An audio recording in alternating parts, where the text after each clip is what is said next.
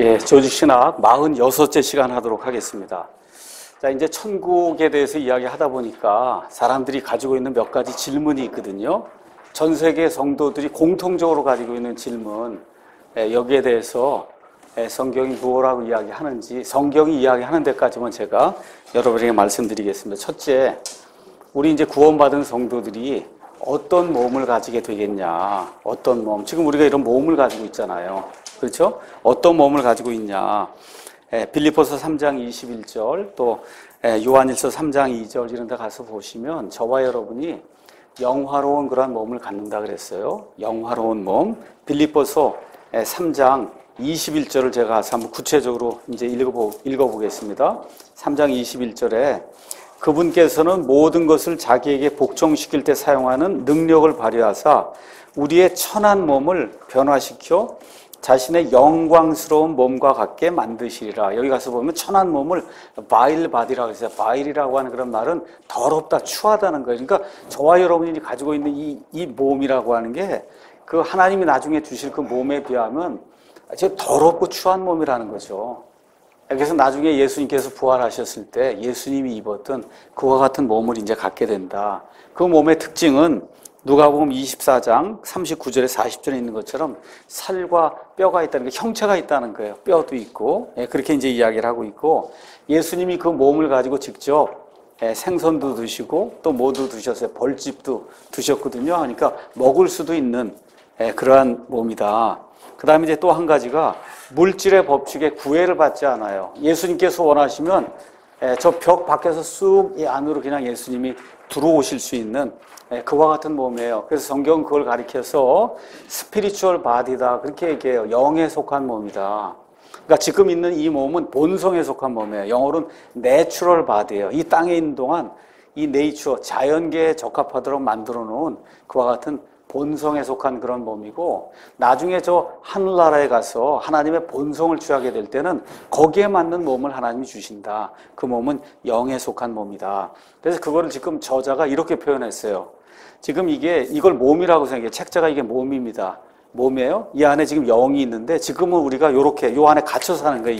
이 영이 갇혀 살아요. 이게 몸이라고 하는 이거에 피지컬한 이 바디, 이 육체적인 바디에 갇혀 사는데 나중에는 어떻게 바뀌냐, 이게 바뀌면은 몸이 이렇게 이제 둘둘둘둘 말린 상태에서 영이 이거를 감싼다는 거죠.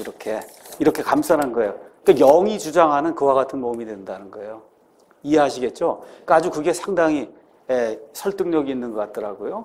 그래서 지금은 우리의 이 영이 이 몸 안에 갇혀갖고 꼼짝 못해요. 이 몸에. 지금 여기 있으면 저와 여러분 예루살렘에 있을 수 있어요? 없잖아요. 순식간에 어떻게 뉴욕에 있을 수 있어요? 안 되거든요. 지금 이게 물리적 법칙에 우리가 구속을 받기 때문에. 근데 예수님은 순식간에 여기저기 나타나실 수 있는 그런 분이거든요. 부활하신 그 이후에 예수님이 땅에 사시는 동안에 못했어요. 몸을 입고 있었기 때문에. 그렇죠? 부활하신 이후에는 예수님이 원하시는 대로 자유롭게 예수님의 영이 원하는 대로 갈 수 있는 그런 몸이 됐다는 겁니다. 그래서 요거 비유를 여러분이 잘 이용하거나 또 사용하시면 굉장히 이제 좋을 것 같습니다. 자, 그 다음에 이제 둘째, 그러면 우리 몸을 알아볼 수 있겠냐. 이 땅에 있는 동안에 갖고 있던 이 몸, 이걸 가지고 이제 나중에 천국에 가면 서로 알아볼 수 있겠냐.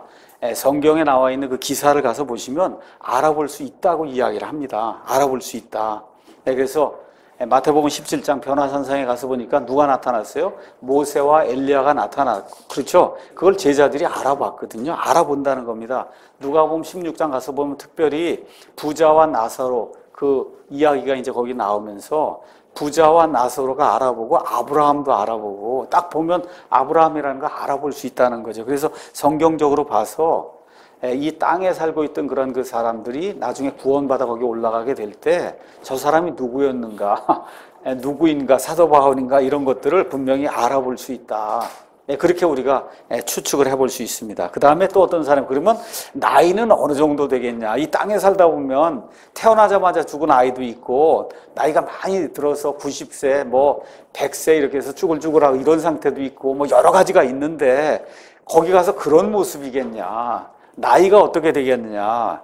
여기에 대해서 어떤 분들은 이제 그렇게 얘기를 합니다. 빌립보서 바로 옆에 가서 보시면 에베소서가 나오는데 그 에베소서 4장 13절을 인용하면서 이렇게 또 이야기하는 분이 있어요. 거기 가서 보면 마침내 우리가 다 믿음과 하나님의 아들을 아는 것에서 하나가 되어 완전한 사람에 이르고 그리스도의 충만하심에 장성한 분량에까지 이른다. 제가 몇 차례 말씀드렸지만 장성한 분량이라고 하는 건 어느 면에서 조금 의역을 한 거예요. 원래는 그리스도의 충만한 키에 이른다는 거예요. 키.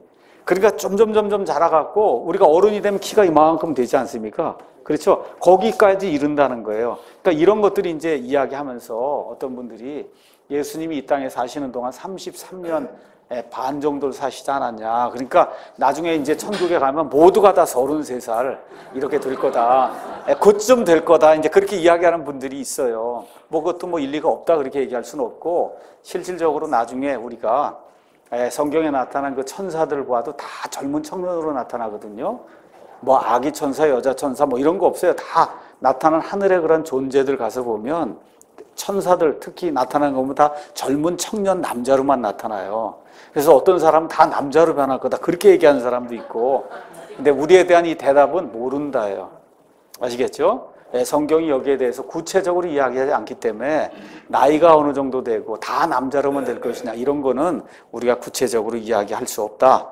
또 어떤 사람들은 사랑하는 이들이 지옥에 있을 경우, 예를 들어 남편과 아내가, 남편은 구원받고 아니면 아내만 구원받고, 그러면 한 사람은 지옥에 있는 거 아니에요.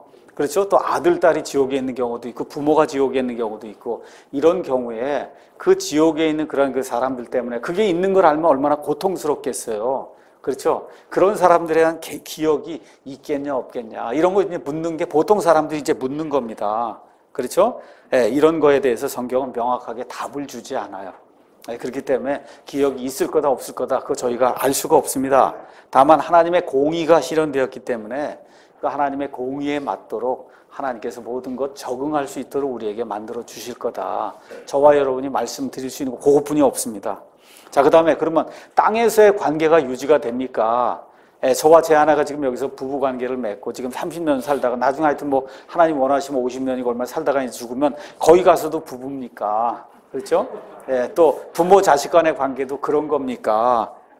여기에 대해서 성경은 분명하게 이야기하지 않는다. 분명하게 이야기하지 않아요. 근데 다만 한 가지 확실한 것은 구원받은 자들은 하늘에 있는 그 천사들, 타락하지 않은 그런 천사들처럼 시집가거나 장가가지 않는다. 성경은 그 얘기는 하거든요. 거기까지만 이야기하는, 그 이상은 성경이 얘기하지 않기 때문에 뭐 부부관계, 자식관계, 부모와 관계 이런 관계가 유지가 되냐 안 되냐 그건 우리가 알 수가 없습니다. 자, 그러면 그 다음에 일찍 죽은 아이들은 어떻게 됩니까? 일찍 죽은 아이들은 성경 말씀에 근거해서 가서 보시면 회개 보고할 수 없는 나이에 있는 그 아이들은 죽으면 곧바로 천국에 간다고 성경이 이제 이야기합니다. 아, 근데 모든 사람이 다 죄인이라 그랬는데 예수님을 믿지 않았는데 어떻게 가느냐? 성경은 처음부터 끝까지 무엇을 이야기하는? 태어날 때부터 죄인은 맞아요. 죄인인데 하나님이 죄인이라고 인정하는 거는 회개 보고할 수 있는 나이에 이르러야만 죄인이라고 인정하세요. 태어난 건 죄인이 맞습니다. 근데 하나님이 죄인이라고 인정하는 건 그 아이에게 복음이 전달되고 예수님이 누우시고 내가 죄인이라는 것과 이걸 벗어나기 위해서 내가 어떤 걸 해야 되겠구나 하는 그 의지적으로 선과 악을 선택할 수 있는 그 나이에 다다르기 전에 이렇게 아이들처럼 죽거나 정신박약과 같이 선과 악이고 하나님이고 마귀고 뭐고 이런 걸 구분할 수 없는 그와 같은 사람들의 경우에는 하나님께서 죽자마자 그들을 천국으로 이끌어내신다. 예를 들어 또 사람은 어머니 태에 수태가 되는 순간부터 사람이에요. 맞죠? 얼마나 많은 아이들이 지금 유산되거나 낙태해서 지금 죽고 있어요. 하나님 편에서는 한 혼이에요. 맞습니까? 하나님 편에서는 한 혼이거든요.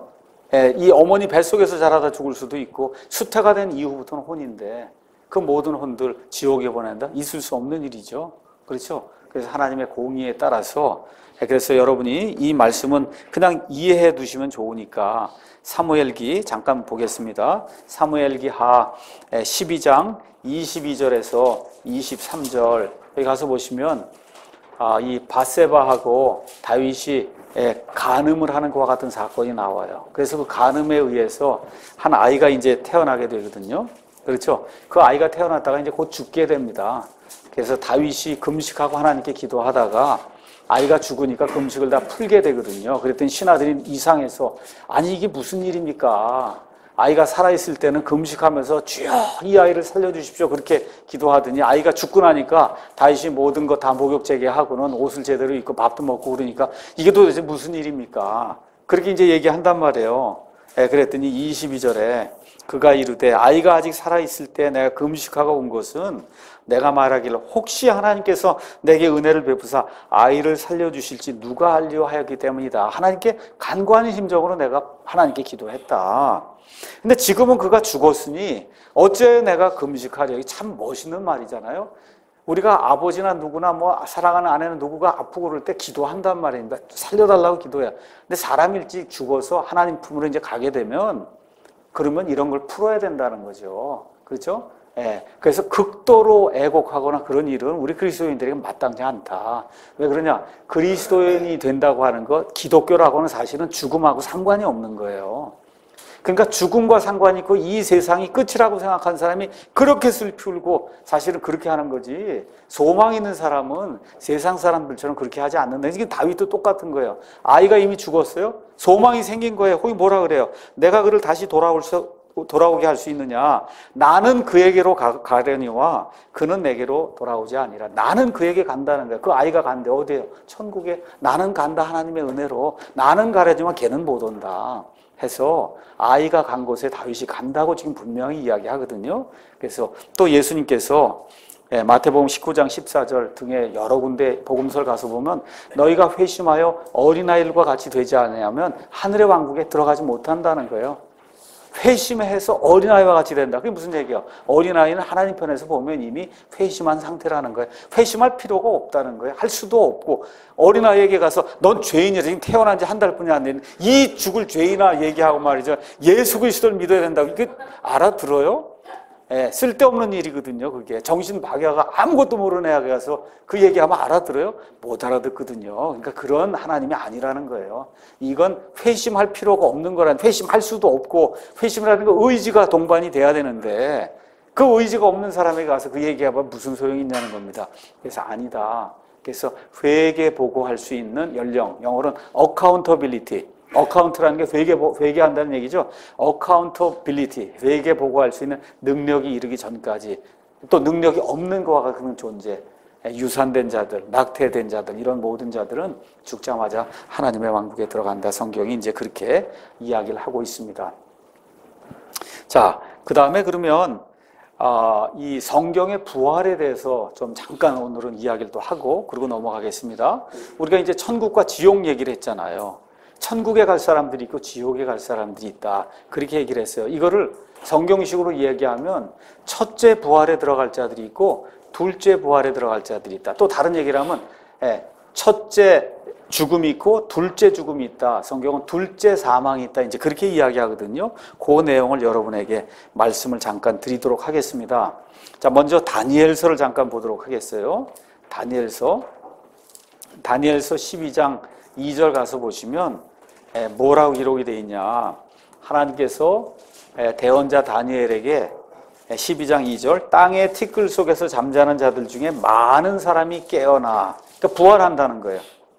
얼마는 영존한 생명에 이르고 얼마는 수치와 영존하는 치욕에 이를 것이다. 자, 그러니까 깨어나는 거예요. 부활이 있다는 거예요. 모든 사람에게.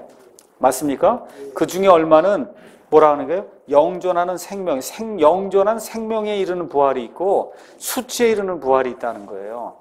그렇죠? 그렇게 이야기합니다. 아직 구체적이질 않아요. 요한복음 5장 28절로 또 넘어갑니다. 요한복음 5장 28절에 가서 보니까 또 뭐라고 기록이 되어 있냐 하면 예수님께서 직접 하신 말씀이에요. 이 말에 놀라지 말라. 무덤 속에 있는 모든 자들이 그의 음성, 예수님의 음성을 듣고 나올 때가 오고 있나니 선을 행한 자들은 생명의 부활로, 악을 행한 자들은 정죄의 부활로. 선행이 아니에요. 선을 행했다는 거예요. 선행이 아닙니다. 예, 하나님 보시기에 선을 행하는 거, 그 예수님을 믿는 거예요. 하나님 보시기에 악을 행하는 거, 여기 나오는 정죄의 부활 받는 건 하나님께서 보내신 자 예수 그리스도를 믿지 않는 겁니다. 성경 기록대로 믿으면. 여기도 아직도 구체적이질 않아요. 자, 사도행전으로 또 넘어갑니다. 사도행전 24장 15절 가서 보니까 사도 바울이 고백하는 거예요. 사도 바울이 뭐라고 고백하냐? 또 그들도 스스로 인정하는 바 하나님을 향한 소망을 내가 가졌으니 그것은 곧 죽은 자들의 부활, 죽은 자들의 부활이 있다는 걸 내가 믿는다는 거예요. 그 죽은 자들의 부활이 두 개라는 거. 하나는 의로운 자들의 부활이 있고 불의한 자들의 부활이 있다는 거예요. 그렇죠? 근데 이 두 개에 대해서 아직 정확하게 확실하게 나와 있지 않아요. 그래서 오늘은 가서 보니까 성경에 의로운 자들의 부활, 그 다음에 생명에 이르는 부활이 있고, 그렇죠? 불의한 자들의 부활, 정죄에 이르는 부활, 그 다음에 치욕에 이르는 그런 부활이 있다는 거예요. 이거를 조금 더 자세하게 제가 잠깐 설명을 드리도록 하겠습니다. 먼저 의인의 부활을 가리켜서 성경은 첫째 부활이라고 얘기합니다. 첫째 부활. 여러분 여기 가지고 계신 거에 가서 보시면 성경의 부활이라고 해서 차트가 지금 나와 있죠? 예, 맞습니까? 예, 첫째 부활. 이 첫째 부활은 요한계시록에 이제 이렇게 기록이 돼 있는데 첫째 부활은 언제부터 시작이 되느냐 하면 예수님 때부터 시작이 되는 거예요. 예수님이 십자가에 죽으셨다가 땅 묻히셨다가 사흘 만에 부활하시죠. 그 내용 아시죠? 네, 그때 부활하셔서 부활의 첫 열매가 되신다. 그러니까 이 첫째 부활은 구약 시대에 이 수확하는 그런 걸 생각하시면 그 수확은 세 부분으로 구성이 되어 있어요. 첫 열매가 있어요. 첫 열매. 그거는 수확이 이만큼 있다고 생각해 보세요. 수확. 맞죠? 우리말로는 보통 추수라고 얘기하는데 이 추수는 사실 틀린 말이에요. 우리는 가을에 추수라니까 수확하기 때문에 추수라고 얘기하고 이스라엘 사람들은 봄에 수확을 해요. 봄에 수확하니까 사실은 엄밀한 의미에서 추수라 그러면 안 돼. 수확이라 그래야지. 수확. 알겠죠? 그러니까 춘수라 그러든가 이제 그래야 되는 겁니다. 근데 그렇게 우리 말을 쓰지 않으니까 성경 말씀 그대로 수확이라고 얘기해요. 수확이 이만큼 있어요. 총 걷어들인 거예요. 그 해에. 아시겠죠? 그럼 그 해에 걷어들일 때 세 부분으로 그 수확이 구성이 되어 있어요. 첫째는 제일 많은 부분이 수확할 때 수확하는 거예요. 말 그대로 추수할 때 수확하는 거예요. 그게 거의 99% 그렇게 되는 겁니다. 그런데 하나님께서 이 수확을 주실 줄로 믿습니다 하고 수확이 이루어지기 전에 첫 열매 아시겠죠? 우리도 이제 벼를 이제 가을철에 수확하면 수확할 때 어디가 제일 먼저 나는 데 있죠? 그렇죠? 거기가 나오면 올해 첫 벼를 베서 그래서 쌀을 만들었던 그 텔레비전 광고 이제 저기 아나운서가 이야기를 합니다. 어느 지역에서 올해 가장 먼저 쌀을 추수하게 됐다. 그 이후에 지나서 한 달이고 넘어서야 이 전체가 수확이 되는 거잖아요. 그렇죠? 그 수확 끝난 다음에 다 걷어갖고 거기서 또 털어내면 이삭 줍기가 되는 거거든요. 그렇죠? 마찬가지로 이스라엘의 수확도 그랬어요. 그래서 하나님의 전체 수확이 이루어지기 훨씬 전에 첫 열매를 하나님께 바치는 그와 같은 일이 있었어요. 그 첫 열매는 뭘 이야기하는 거냐? 앞으로 큰 수확이 있다는 거를 그거를 증언해 주는 거예요. 그래서 지금 예수님이 부활하셔서 부활의 첫 열매가 되셔서 그 얘기는 무슨 얘기? 앞으로 많은 수확이 있다는 거예요. 그래서 부활의 첫 열매가 되셨어요. 그렇죠? 그걸 또 예수님께서 확증해 주시기 위해서 마태복음 27장 여러분이 가셔서 보시면은 27장에 잠깐 보겠습니다. 27장 50절에서 53절 가시면은 예수님 부활하신 이후에 예루살렘에 알고 있던 그 죽어 있던 이와 같은 그 성도들 중에 여러 사람이 일어나서 자기 자신을 예루살렘 사람들에게 보이는 그와 같은 일이 그 안에 기록이 되어 있습니다. 제가 읽겠습니다. 27장 50절.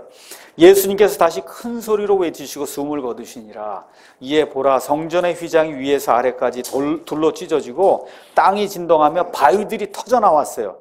무덤들이 열리고 잠든 성도들의 많은 몸이 일어나 그분의 부활 뒤에 무덤 밖으로 나와서 거룩한 도시 예루살렘입니다. 예루살렘으로 들어가 많은 사람에게 보이니라. 그래서 예수님이 부활하신 것을 증언해 주기 위해서 그래서 예루살렘에 살던 그런 사람들, 그 과거의 구약 성도들 중에 많은 사람들의 몸이 예수님 부활 이후에 일어나 예루살렘 사람들에게 자기 자신을 보였다고 그렇게 기록하고 있어요. 그래서 그때 일어난 그 사건을 어떤 사람은 예수님만이 부활의 첫 열매다 그렇게 얘기하고, 어떤 분들은 예수님과 함께 요때 같이 예수님 일어난 이후에 바로 일어난 요 구약 시대 요 몇 사람들이 있잖아요. 이 사람들까지가 부활의 첫 열매다 그렇게 이제 이야기합니다. 그래서 첫 열매가 있다는 거예요.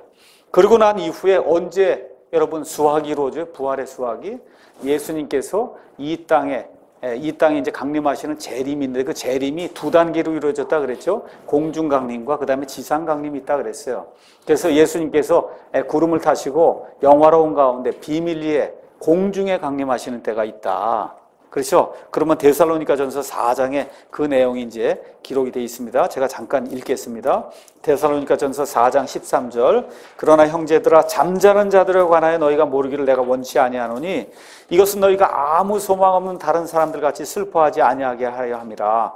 우리가 예수님께서 죽으셨다가 다시 일어나셨음을 믿을진데, 그와 같이 예수님 안에서 잠자는 자들도 하나님께서 그분과 함께 데려오시리라. 지금 몸은 어디에 있어요? 이 땅에 있어요. 근데 진짜 사람은 저기 하늘에 있거든요. 그렇죠? 그들을 데리고 온단 말이에요, 예수님이. 그렇게 되면서 어떤 일이 오냐? 우리가 주의 말씀으로 너에게 이것을 말하노니 곧 주께서 오실 때까지 살아서 남아있는 우리가 결코 잠자는 자들보다 앞서지 못한다.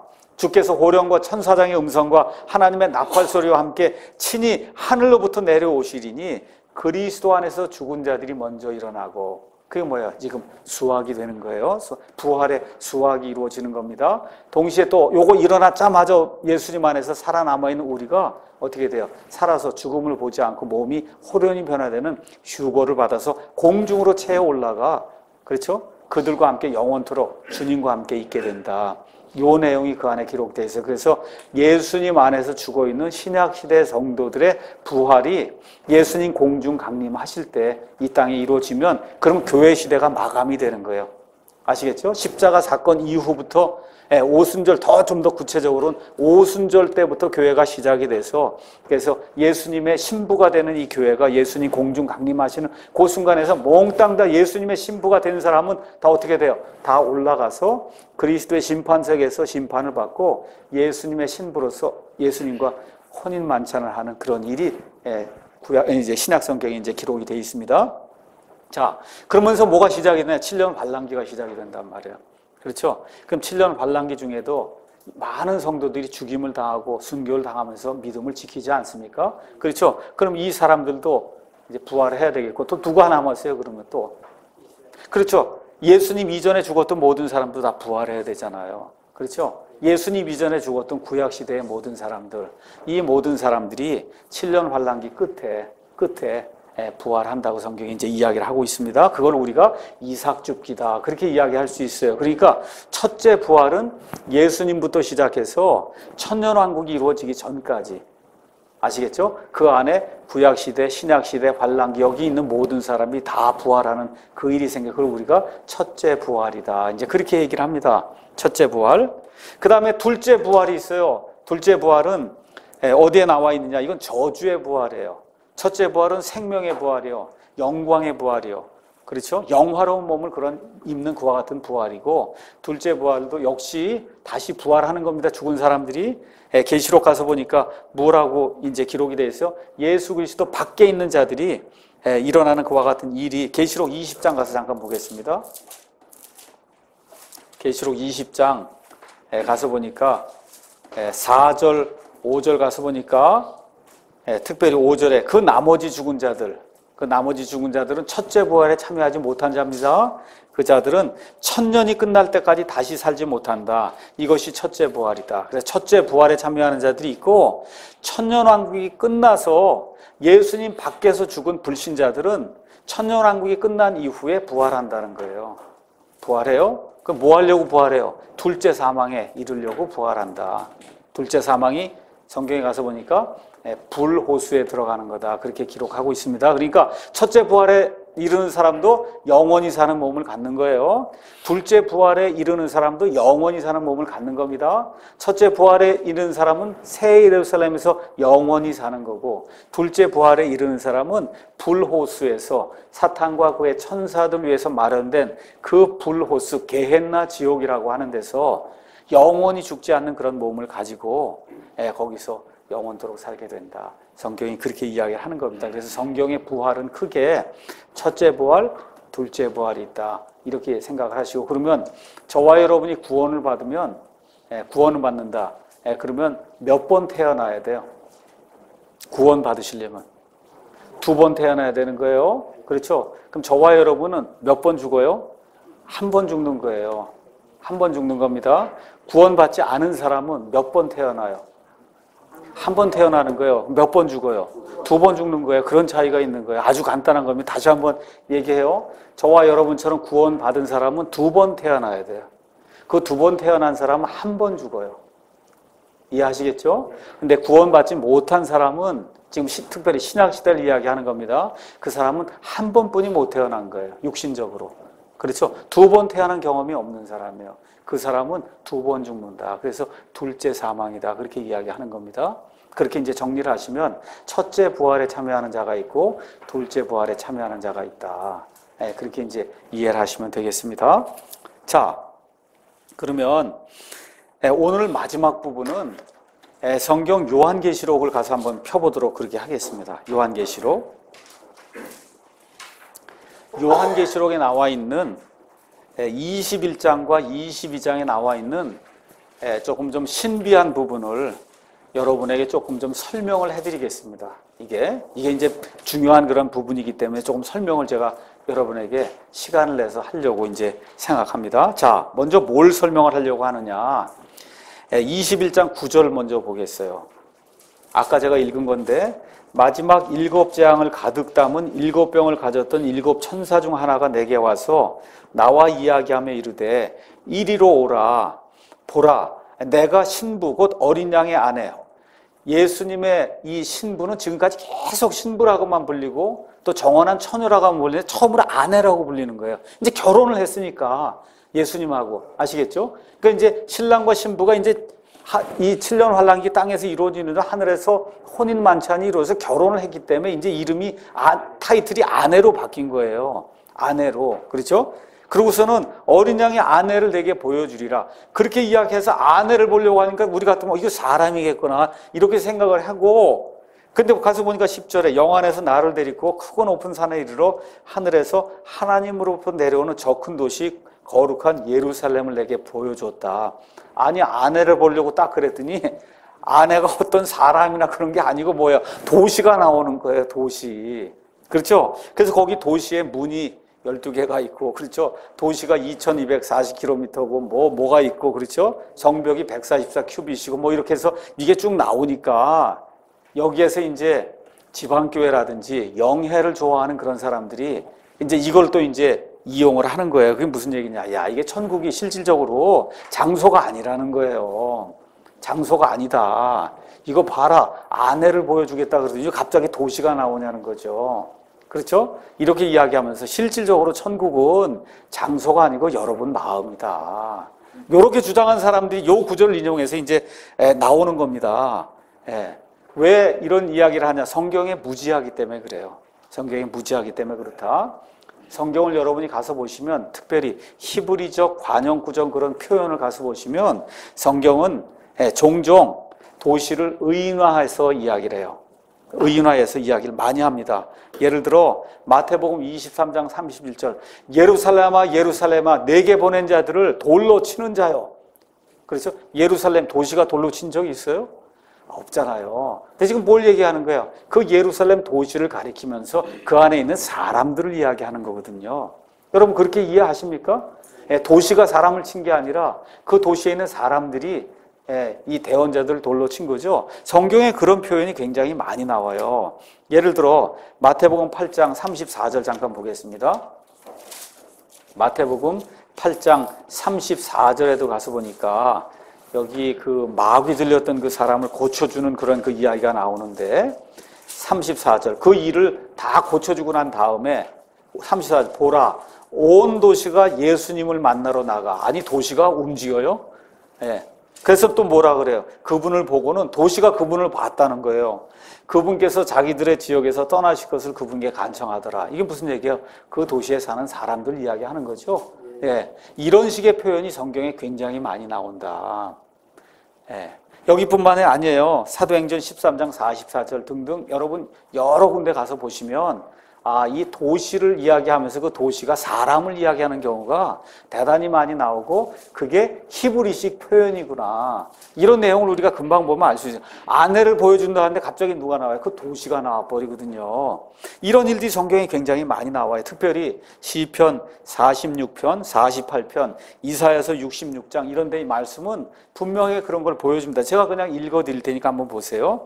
한 강이 있는데 그 강의 시내들이 하나님의 도시 곧 지극히 높으신 의 장막들이 있는 거룩한 처소를 즐겁게 하리로다. 하나님께서 그녀의 한가운데 계심에 그녀가 흔들리지 아니하고 의인화했죠. 또 도시를. 그렇죠. 48편 가서 보니까 시온을 거니면서 그녀의 주위를 다녀보고 그녀의 망대들을 세어볼지어다. 이게 의인화하는 거예요. 이사야서 66장 8절 누가 그러한 일들을 들었느냐, 누가 이러한 일들을 보았느냐, 땅이 하루에 만들어져서 열매를 내겠느냐, 혹은 한 민족이 순식간에 태어나겠느냐. 근데 거기 가서 보니까 시온 도시죠. 진통하자마자 자기 자녀들을 낳았도다. 그래서 성경에 가서 보시면 이런 모든 구절들이 이야기하는 바가 있어요. 그 뭐냐? 이거는 히브리식 표현에서 어떤 도시를 사람이라고 그러고 사람들이 모여있는 그 도시를 의인화하는 그런 경우가 상당히 많이 나온다. 그렇기 때문에 여기 이 요한계시록에 나와 있는 새 예루살렘 분명한 도시입니다. 근데 그 분명한 도시에 누가 살아요? 예수님의 아내가 산단 말이에요. 그래서 그 예수님의 아내가 새 예루살렘이라고 의인화해서 이야기를 하는 거예요. 앞뒤 문맥이 그렇지 않습니까? 21장 시작이 되면서 새하늘과 새 땅 이야기가 나오고 그 다음에 2절에 저 위에서부터 새 예루살렘이 나오고 그게 분명히 도시지만 그 도시에 누가 살아요? 하나님의 백성, 특별히 더 구체적으로는 예수님의 그 아내, 어린 양의 아내가 되는 그 교회에 속한 사람들이 살게 되거든요. 그래서 이 두 개를 같이 그런 맥락에서 쓰고 있는 거지 절대 천국은 장소가 아니라고 하는 그와 같은 그 속임수에 넘어가면 큰일 납니다. 예수님께서 뭐라 그래요? 너희가 있을 곳을 예비하면 내가 다시 온다. 거처를 얘기하는 거지. 이거 천국이냐 마음이라고 얘기하는데 거기에 홀려 넘어가면 안 됩니다. 그런 일이 있을 수 없는 겁니다. 자, 그 다음에 이제 또 하나가 있어요. 어떤 문제를 봐야 되느냐. 자, 여러분 새 하늘과 새 땅을 만들죠? 맞습니까? 그러면 새 예루살렘은 새 하늘에 있어요? 아니면 새 땅에 있어요? 아니면 새 땅 바로 위에 있어요? 성경 가서 보면. 새 땅 바로 위에 있거든요. 자, 새 땅 위에 바로 저 위에 하늘로부터 내려와서 땅 위에 바로 어디에 이렇게 돌아다니는 위성 같은 그와 같은 식으로 지금 이게 있는 거예요. 그럼 저와 여러분이 생각을 해봐야 돼요. 그냥 새 예루살렘만 그냥 두면 되는 거지 새 땅은 뭐하러 필요할까? 땅 알겠죠? 이 땅이 뭐가 필요해? 우리의 땅하고 상관이 있어요? 영원토록 구원받으면? 여러분 저와 여러분 땅하고 상관이 있어요? 없어요. 영원토록 상관이 없는 데거든요. 자, 그런데 성경은 땅하고 상관이 있는 사람들이 영원토록 존재한다는 거예요. 그 새 땅에 살 수 있는 그런 사람들이. 그 내용이 지금 계시록에 기록이 되어 있는데 대부분의 사람들이 성경대로 믿지 않기 때문에 그 부분을 이야기하지 않는 겁니다. 오늘 그 부분을 잠깐 이야기하겠습니다. 자, 땅에 예루살렘이 있을까요? 없을까요? 천년왕국에 예루살렘이 있죠? 땅에 예루살렘이 있습니다. 예를 들어, 자, 가서 한번 에스겔서, 자, 계시록 21장, 22장 이렇게 접어 놓으시고, 이제 에스겔서로 넘어가시겠습니다. 에스겔서 48장에 가서 보시면, 맨 끝에 이제 천년왕국이 이루어질 때, 천년왕국에 성전이 지어지고, 그렇죠? 47장에 가서 보시면 성전에서 물이 나와갖고, 그래서 이 물이 쭉 동쪽으로 이제 흘러가면서 어디를 흘러가요? 사해를 지나가면서 그 사해를 다 살려놔서 그 사해에 물고기가 살게 되고 많은 그와 같은 모든 것들이 다시 살아나는 그 일이 에스겔서 47장에 나오는 성전의 동편에서 나오는 그 물에 의해서 이루어진다. 이런 얘기 부흥회 때 들으신 적 있어요? 없어요?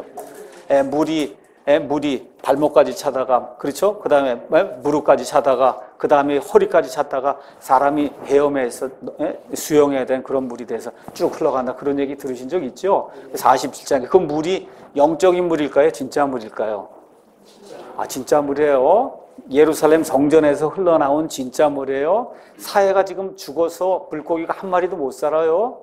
그 사해를 다 살려서 그 안에 많은 물고기가 살게 만드는 그런 물이 성전의 동편에서 흘러나옵니다. 그 얘기가 47장에 기록이 되어 있고 48장에 가서 보시면 지금 저 예루살렘, 저 이스라엘에 있는 그 땅이 어떤 땅이냐, 나중에 아브라함에게 하나님께서 영원토록 주신 땅이거든요. 그 땅을 가서 보시면, 거기 가서 보시면 제가 읽겠습니다. 자, 22절, 48장 22절. 거기 가서 보면 유다 지파의 땅이 나오고 베냐민 지파의 땅이 나오고 그 다음에 시므온 지파, 이사갈 지파, 스불론 지파 해갖고 저 위부터 팔레스타인 땅이 이렇게 있어요. 팔레스타인 저 위부터 이렇게 쭉쭉쭉 나눠져갖고 12지파에게 땅이 나눠지는 그런 내용이 이 안에 이제 기록이 되어 있습니다. 아시겠죠? 예. 이렇게 기록이 된 이후에 그 다음에 35절 그것을 측량하면 돌아가며 18,000 갈대더라 이 이야기가 나온 다음에 그날 이후로 천년왕국이 시작이 되면서 그 도시의 이름이 나와요. 그 도시는 예루살렘이에요, 분명히. 근데 그 예루살렘의 그 이름이 뭐냐? 주께서 거기에 계신다. 그게 뜻이에요. 그게 주께서 거기에 계신다. 이게 히브리 말로 얘기하면 여호와 삼마 그런 뜻이에요. 그러니까 예루살렘에 여호와 하나님께서 영원토록 계신다는 그런 뜻입니다. 여기. 자, 그러면 천년왕국 동안만 예루살렘이 있고 이 땅에, 그리고 예루살렘 완전히 없어지는가? 그럼 유대인들, 거기 살고 있던 그 유대인들은 다 어디로 가는가? 또 천년왕국에 유대인들뿐만 아니라 또 누가 살아요? 많은 민족들이 다 살잖아요.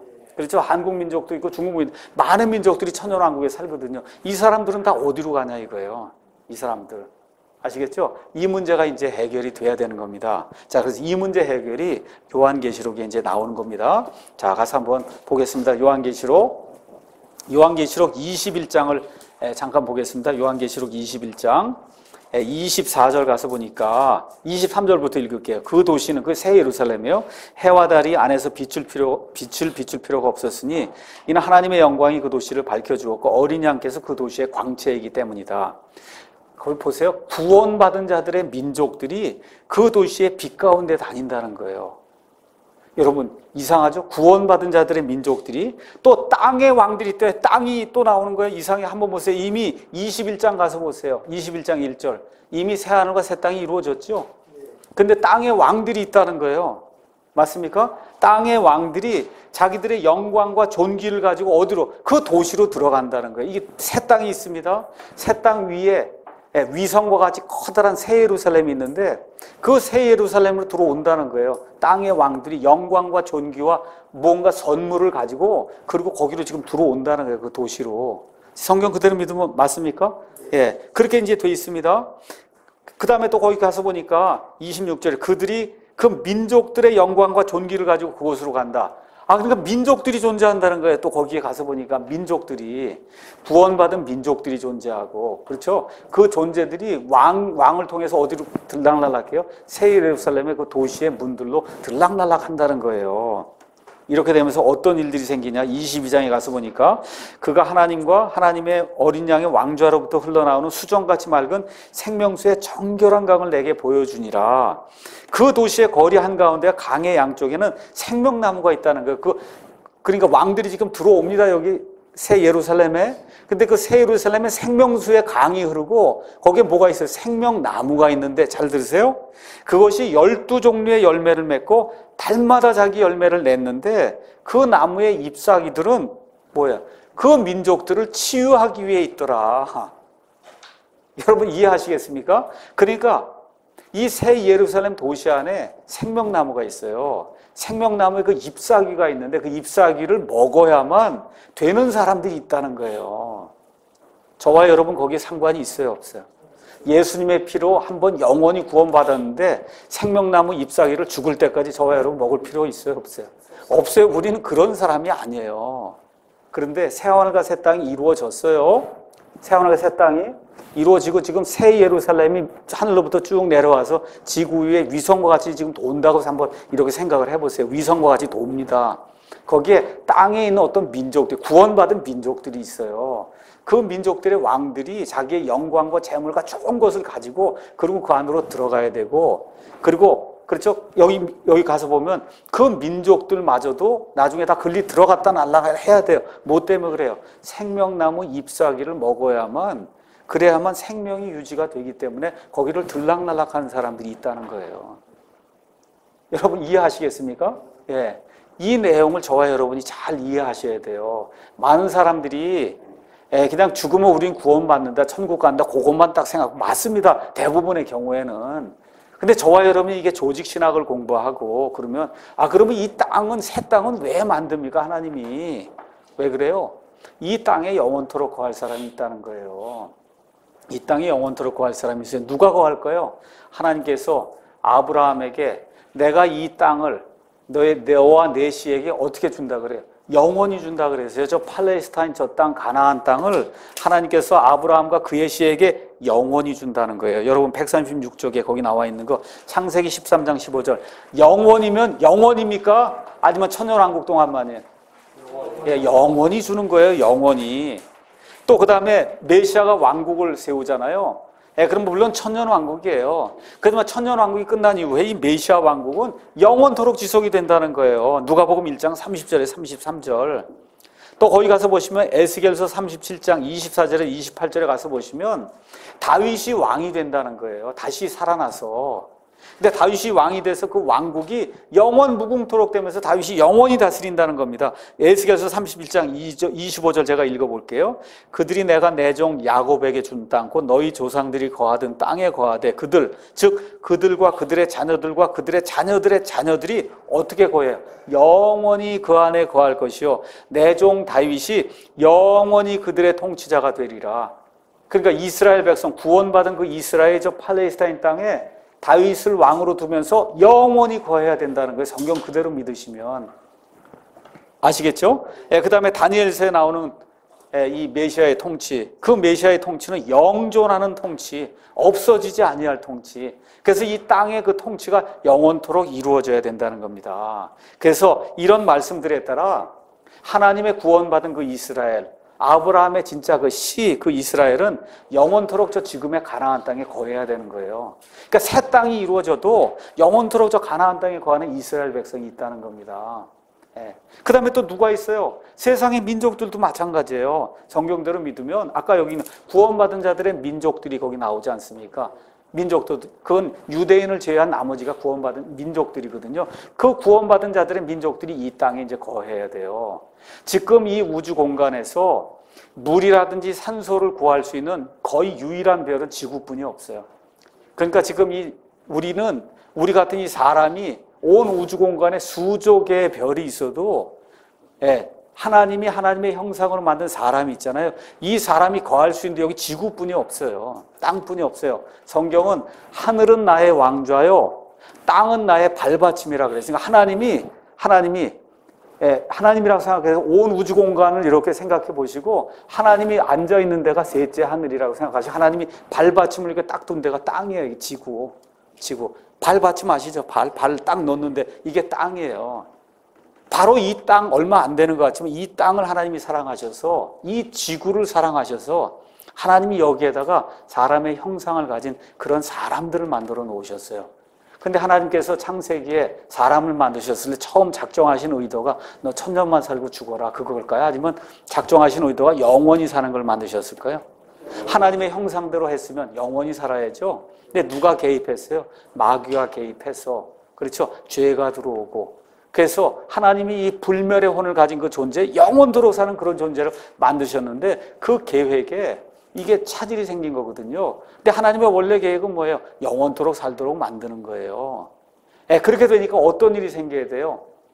어떤 일이 생기냐? 나중에 새 하늘과 새 땅이 이루어지게 되면 이 새 땅 안에 이스라엘이라 구원받은 그 이스라엘 영원히 거해야 됩니다. 저 팔레스타인 땅에.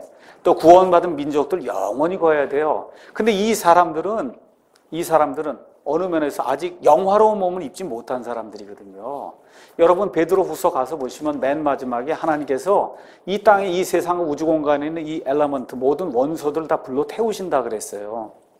그래서 하나님께서 그 불로 태우신 그런 일을 하면서 새 하늘과 새 땅이 이루어질 때 성경엔 분명히 기록되어 있지 않지만 이렇게 천년왕국이 끝날 때 살아남아 있는 이 구원받은 자들의 민족과 그 유대인들 하나님이 어떤 식으로든 보존을 하셔서 새 하늘과 새 땅, 여기 새 땅에 살도록 그렇게 만들어 주신다고 대부분의 성경학자들이 인정을 하는 거예요. 그게. 자, 이렇게 되면서 새 하늘을 만들게 되면 그때 여기서 사는 사람이 땅에만 영원히 살면 이거 땅이 좁아서 콩나무시루처럼 돼서 살 수 있어요?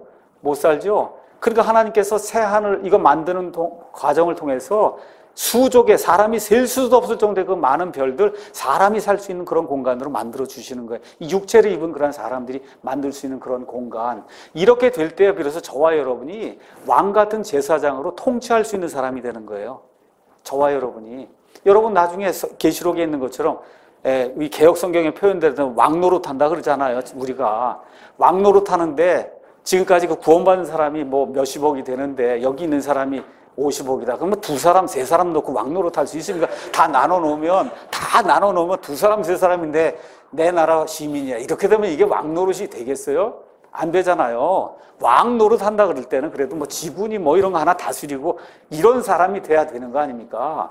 그렇지 않아요? 근데 하나님의 그와 같은 그 나중에 새 하늘과 새 땅이 이루어지면서 새 하늘에 그와 같은 그 별들과 이런 것들이 하나님의 섭리에서 사람이 다 거할 수 있는 그런 곳으로 바뀌어버리면 그때는 저와 여러분이 다스릴 수 있는 그런 그 사람들의 수가 영원 무궁할 정도로 이렇게 많은 사람들 한 사람이 이렇게 다스릴 수 있는 그러한 존재가 될 수 있다는 거예요. 그래서 로마서에서 나와 있는 것처럼 저와 여러분을 가리켜서 예수님과 함께 공동 상속자라고 해요. 온 우주 공간을 공동으로 상속하는 공동 상속자로 만들어 주신다는 거예요. 왕 같은 제사장으로 만들어 주신다는 거예요. 저와 여러분이 상상할 수 없는 그런 공간을 개개인이 다 통치할 수 있는 그러한 위치와 자격을 저와 여러분에게 주신다는 거예요. 이렇게 돼야 예수님 안에서 왕같이 통치할 수 있는 그런 제사장이 되는 거 아닙니까? 여러분 이해하셨어요? 네, 그러니까 하나님 나중에 새 하늘과 새 땅을 만드십니다. 그 새 땅에 살 수 있는 그러한 사람들은 구원받은 유대인들과 구원받은 그 민족들인데 이 사람들은 어떻게 해야 돼요? 새 예루살렘 그 도시에 들어가서 그래서 그 도시에 있는 뭘 먹어야 돼요? 생명나무 잎사귀를 먹어야 그래야 생명이 영원토록 유지가 된다는 겁니다. 저와 여러분 그런 존재가 아니거든요. 그래서 성경 그대로 믿으면 이렇게 성경이 구조적으로 그렇게 되면서 온 세상의 모든 것들이 하나님의 뜻 안에서 하나로 연합이 되는 그런 일이 이제 되면서 하나님의 뜻이 우주 공간에 펼쳐지는 그런 일이 이제 생긴다는 겁니다. 여러분 이해하셨어요? 예. 그래서 그걸 생각해 보시면서 오늘 집에 가시거든 요한계시록 21장과 22장 이런 부분들을 한번 생각해 보시고 제가 나눠드린 자료 요거를 이렇게 읽어 보시면 아 이게 이런 거구나. 여러분이 이해하실 줄로 믿습니다. 오늘 여기까지 하도록 하겠습니다.